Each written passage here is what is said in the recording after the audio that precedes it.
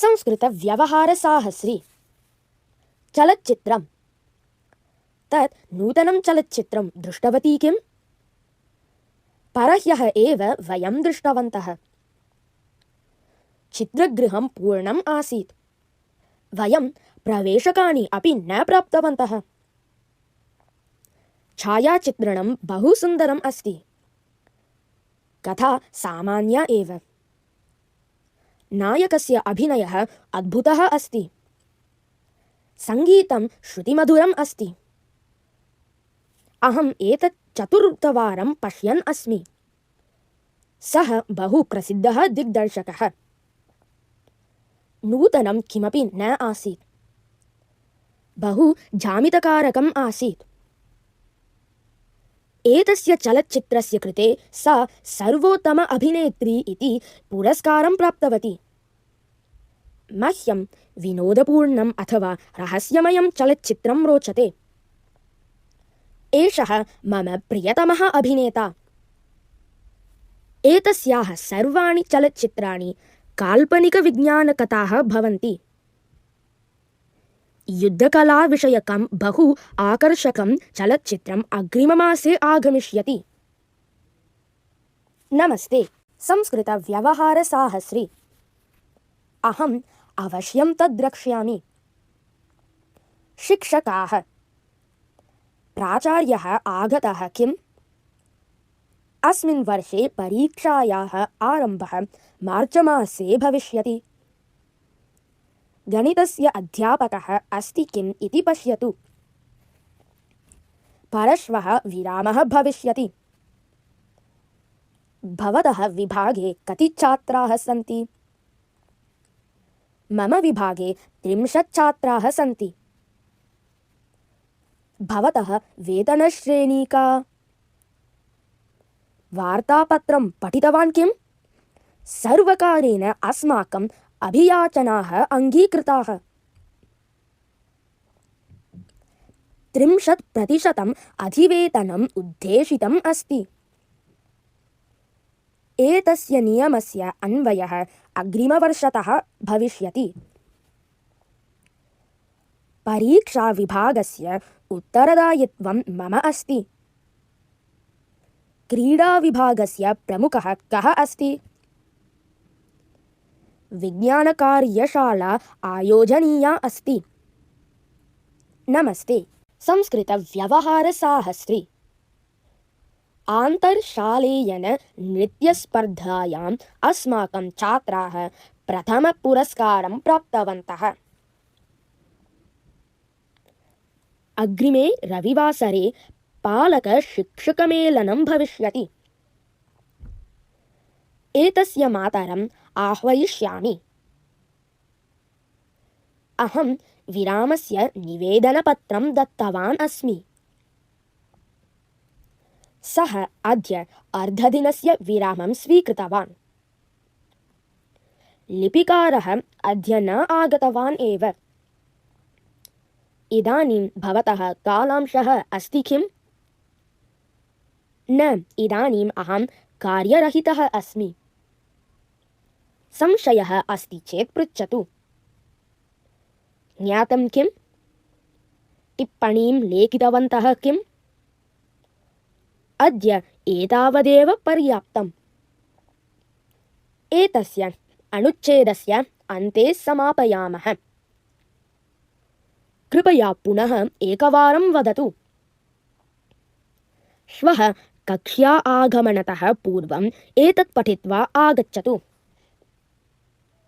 एतत् अहं न ज्ञातवान्। किं भोः, सम्यक् पठति खलु? नमस्ते, संस्कृतव्यवहारसाहस्री। भवान् भवतः विशेषकार्यम् इतोपि न दत्तवान्। प्रश्नपत्रिका सज्जीकृता किम्? आम्, आरम्भं कृतवान् अस्मि। एषः एकम् अपि प्रश्नं सम्यक् न उत्तीर्णवान्। कोऽपि उत्तरं जानाति किम्? किं भोः कोलाहलः? इदानीन्तनछात्रास्तु एतस्य वर्षस्य फलितांशः कथम् अस्ति? गतवर्षस्य अपेक्षया उत्तमम्। सः कथम् एतावतः अङ्कान् प्राप्तवान्? परीक्षकाणाम् औदार्यम्। ग्रीष्मविरामस्य आरम्भः कदा?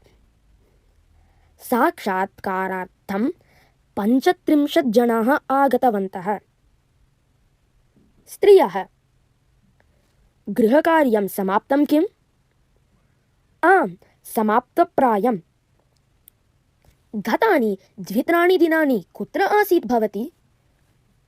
नमस्ते, संस्कृतव्यवहारसाहस्री। अहं मातृगृहं गतवती। एषु दिनेषु श्यामलयां मिलितवती किम्? मम प्रातः आरभ्य बहुकार्याणि। कर्मकरी अद्य पुनः न आगतवती। अतिथयः श्वः आगमिष्यन्ति। अद्य शाकविपणिं गच्छामः किम्? अद्य समयः नास्ति भोः, श्वः गमिष्यामः। अग्रिममासे वयं वस्त्रप्रक्षालनयन्त्रं क्रेषयामः। समीपे एकः नूतनः सर्ववस्तु आपणः उद्घाटितः अस्ति। रमायाः पुत्र्याः विवाहः निश्चितः इति श्रुतवती। अद्य आरभ्य तस्मिन् आपणे काचपात्राणां न्यूनमूल्येन विक्रयणम् अस्ति।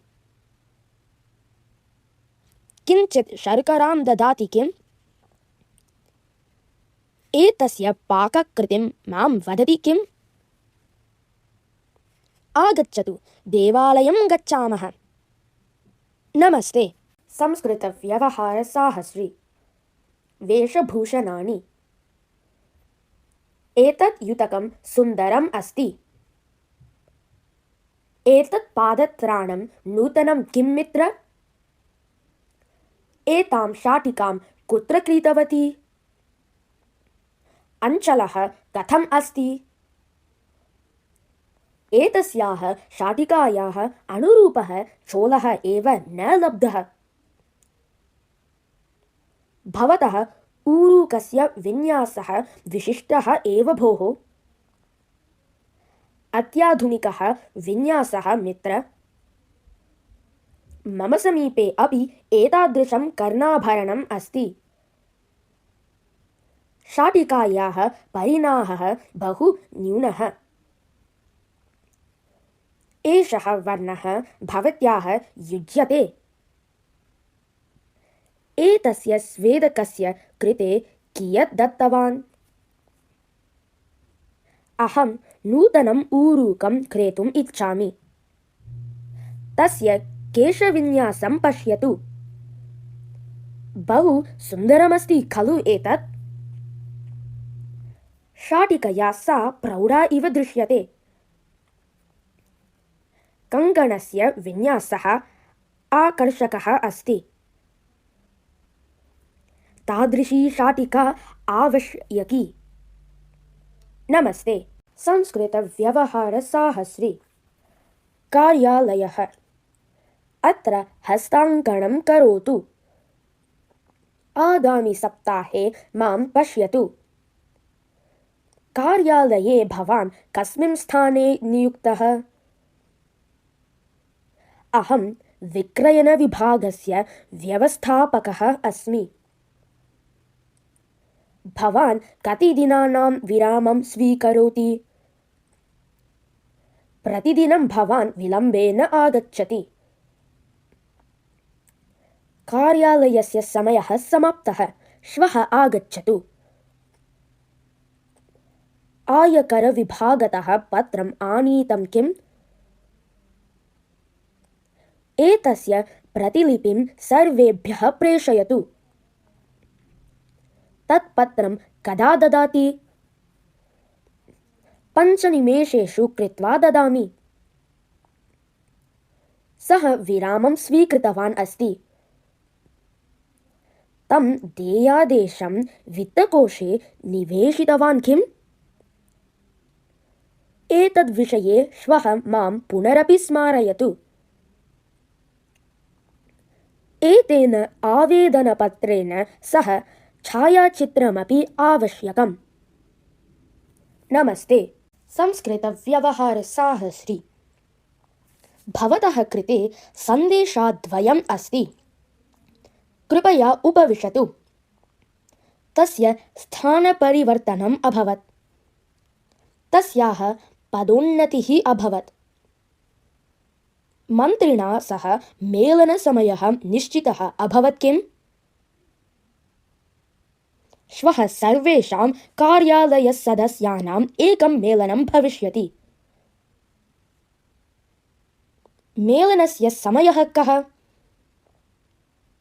सिन्हामहोदयः भवन्तम् आहूतवान्। सः कदा आगमिष्यति? अस्तु, परिशीलयामः। सा सञ्चिका कस्य समीपे अस्ति? आगच्छतु, चायं पिबामः। भोजनविरामः कदा? अस्माकम् अधिकारी शीघ्रकोपी अस्ति। सः बहु समयपालकः। लेखापरीक्षणं कदा अस्ति? श्वः सर्वेषां कर्मचारिणां कार्यावरोधः भविष्यति। तद्विषये अहं विस्मृतवान् एव। एतत् कस्य उत्तरदायित्वम्? भवतः कार्येन अहं सन्तुष्टः अस्मि। नमस्ते, संस्कृतव्यवहारसाहस्री। आरोग्यम्। कथम् अस्ति भवतः स्वास्थ्यम्? कथम् अस्ति भवत्याः स्वास्थ्यम्? इदानीं सम्यक् अस्ति। मम महती पादवेदना अस्ति। वैद्यः रक्तपरीक्षां कारयितुम् उक्तवान्। श्वः उदरस्य क्षकिरणपरीक्षा करणीया भविष्यति। रक्तपरीक्षायाः परिणामपत्रं कदा प्राप्यते? अस्थिभङ्गः कथम् अभवत्? सोपानतः पादः स्खलितः, अतः पतितवान्। औषधबन्धं कदा निष्कासयन्ति? ह्यः बहुवारं वमनम् अभवत्।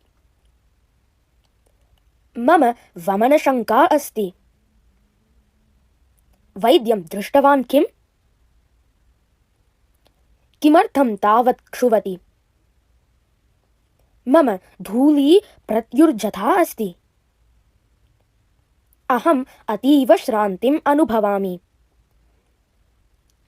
मुखस्य किम् अभवत्? नमस्ते, संस्कृतव्यवहारसाहस्री। पलाण्डुप्रत्युर्जता कारणतः विस्फोटम् अभवत्। मम शिरः भ्रमति। ज्वरः अस्ति किम्? बहु कृशा अभवत् भवती। मम स्वास्थ्यं सम्यक् न आसीत्। प्रतिदिनं सूच्यौषधद्वयं स्वीकरणीयम् अस्ति। लवणं न्यूनं खादितुम् उक्तवती वैद्या। सः चिकित्सालयं प्रवेशितः।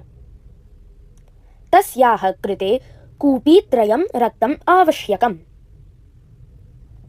समये रोगस्य निदानम् अभवत्, अतः सा रक्षिता।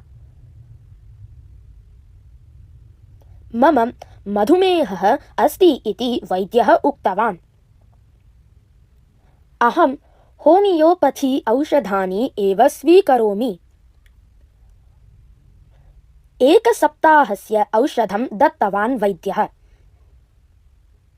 मम यकृते कोऽपि समस्या अस्ति। तस्याः हृदयाघातः अभवत्। मम प्रातः आरभ्य स्वल्पा शिरोवेदना। नमस्ते।